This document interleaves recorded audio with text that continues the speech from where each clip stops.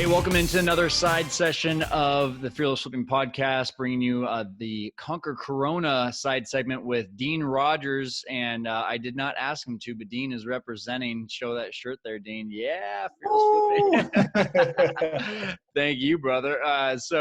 Hey, let's talk about this. You know, you were on our show a while back, and guys, if you haven't seen the episode, you know, Dean's a former NFL player.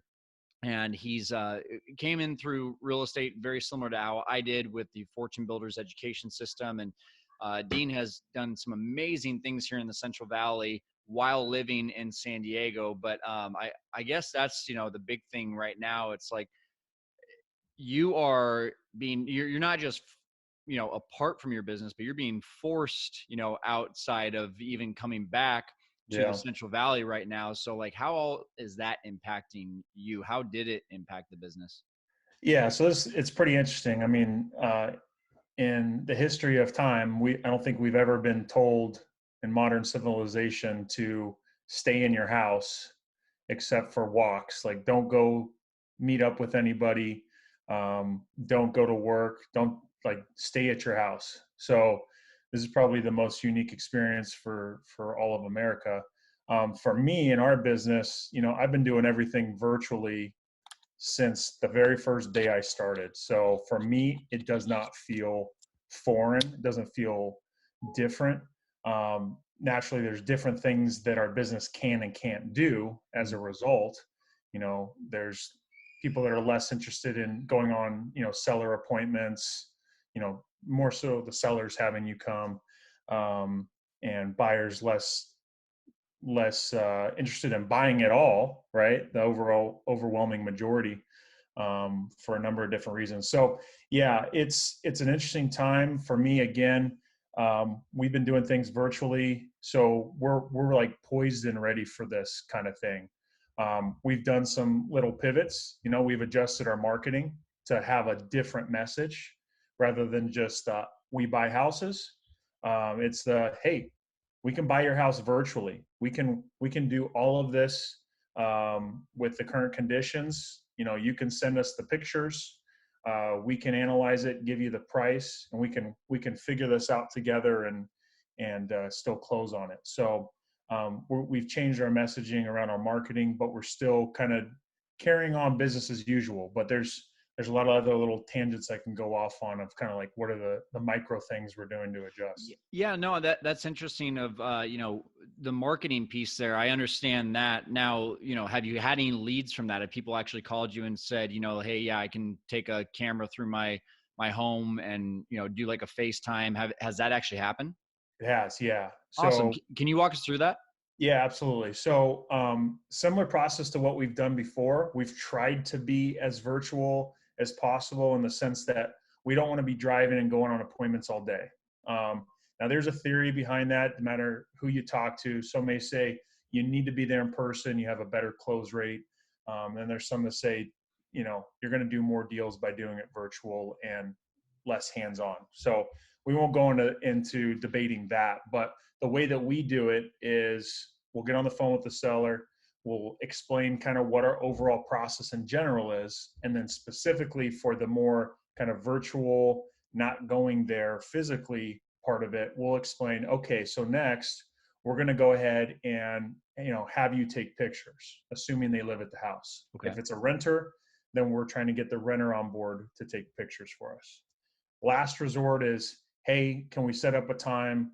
You know, everyone outside of the house will come run through real quick.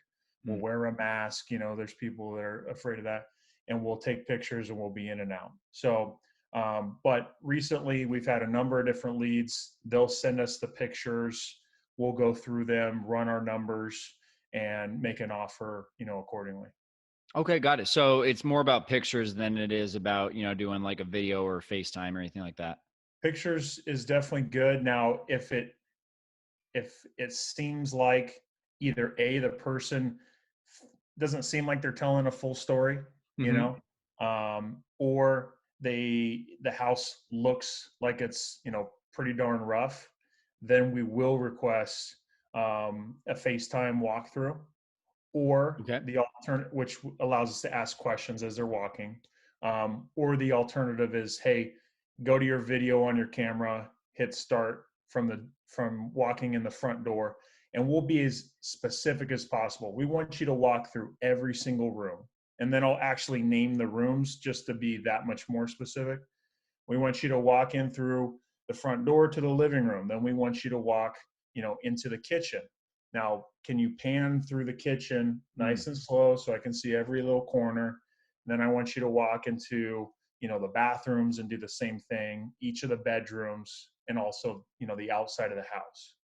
So, Nice. Look at you yeah, using video terminology. Pan. I like it. Good job. mhm, right. So hey, man, I understand. I'm sure you guys have closed deals before without even entering the house, without even meeting probably the seller in person before. But now that you're being forced to, you did mention something about like what's better? Is it in person? Is it over virtually and that kind of thing? But because people are all being forced to do this, do you feel like there is that like barrier that you don't that you no longer have to break down with people in order to get past that point of them trusting you?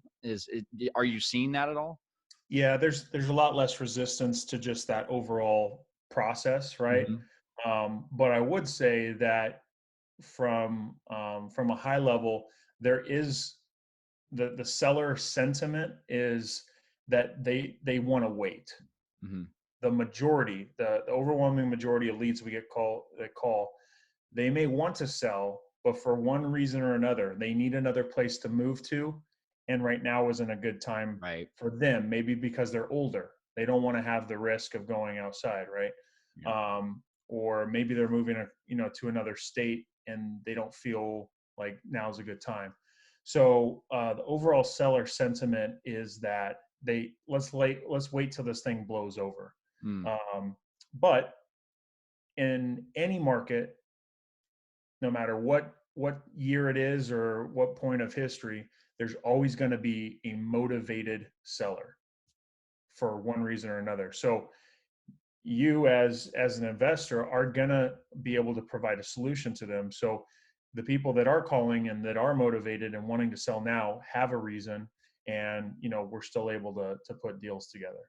Okay, that's awesome. Now I'm also thinking about this on the buyer's side.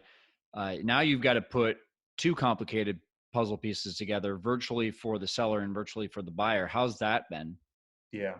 So a couple different things. I'd say for the most part, a lot of our buyers have already been buying houses without seeing the inside. Okay. These are our more heavy hitters, seasoned investors that run the numbers, kind of like us as we do virtually. They see the pictures. They might drive the outside of the house to make sure it's the right house, and they're going to go ahead and buy it. Now, some investors are being more particular about whether it's occupied or not. So if it's occupied by a tenant, some investors will still buy it and have no issue, and some will require that the house is vacant before it closes. I have a couple escrows right now that are like that. We're just waiting for the tenant to move out. Both parties have signed, and as soon as the tenant moves out, the buyer will wire the funds. Okay, got it. So we're recording this on April 10th right now.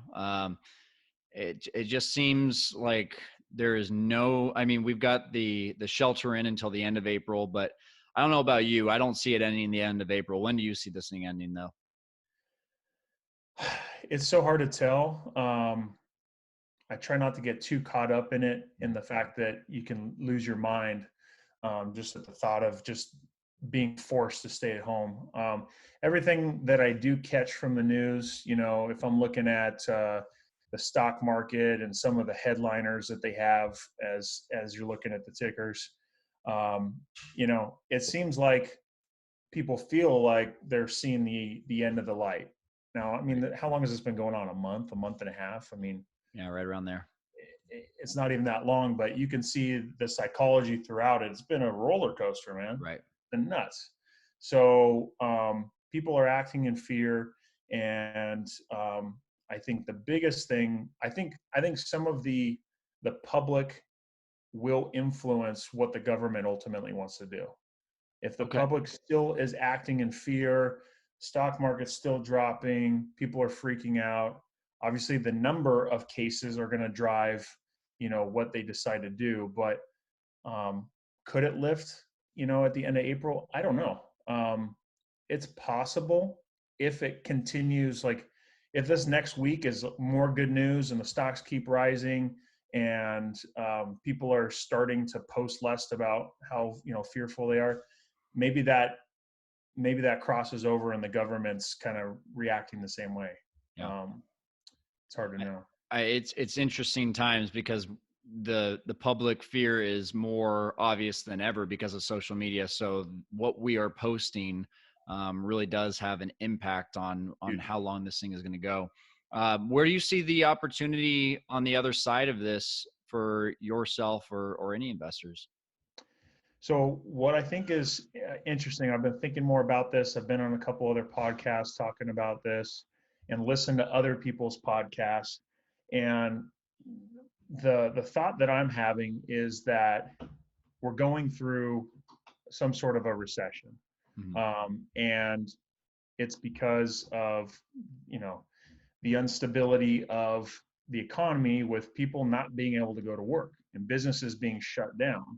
And what that's ultimately going to do and impact with real estate is, in my opinion, not your typical like a 2008 financial crisis where it was just starting to crumble. All the house of cards that the financial institutions built started to fall, and it just kept going down and down until people were done with it, right? Right.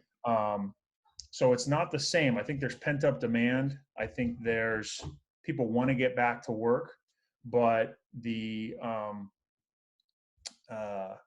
but I think we are experiencing recession, but it's going to be shortened. It's going to be truncated down. So instead of it being like a several year recession, which they typically are, about a 2-year process, I think it might be just like a 6-month deal with some fallout. The people whose businesses were shut down and affected might not ever open up again. And those business owners may own real estate. They may own other businesses. And so as a result, those people will have to sell their property, maybe at a discount. Yeah. A blip on the radar is pretty much what you're seeing this being. Am I getting that right? I think so. I think in terms of the duration of the recession, but then there'll be the fallout on the real estate side. Okay. Now, single family homes, let's say we come out of this, people still need to buy and sell. There's still money in the market. Money is still cheap for buying and selling a house. It feels, I'm not an expert in this, but it feels like that market is stable. There may be a slight reduction in some of the prices coming out of this, but ultimately, I think that the fallout might be in some of the bigger stuff, the multifamily, the retail space, because those businesses shut doors. They couldn't keep the dollar going, and as a result, they got to sell. All right. Well, yeah, I mean, there's a lot of different theories right now. So just another one to be able to chew on. So, hey, Dean, thanks so much for helping our audience to survive and thrive during these crazy times. We appreciate you, man.